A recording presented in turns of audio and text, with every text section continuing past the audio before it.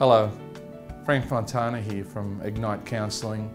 I've been a counsellor for 21 years and for 10 of those years I've been in private practice with Ignite Counselling.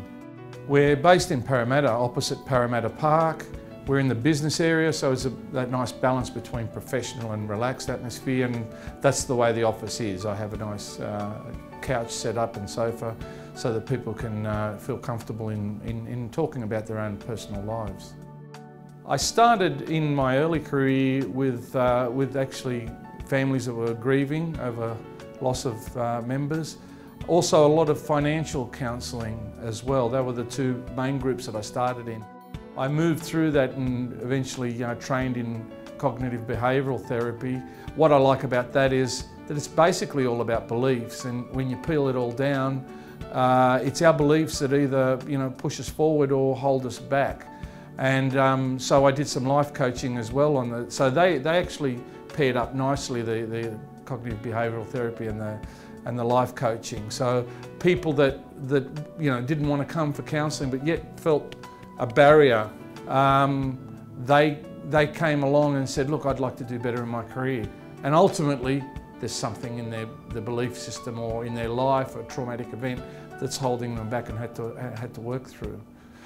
So now, in general practice, it's been everything. I mean, I've dealt with people with anxiety and helped people through that. Also addictions, family matters and relationships, still grief, and I guess in the end it's about growing and personal development. I'm really aware that cost is an issue for some people. And as the manager of the welfare fund, I ensure that the membership has access to subsidised counselling and in some cases free counselling. So money should never be an issue that prohibits people from receiving counselling if they need it.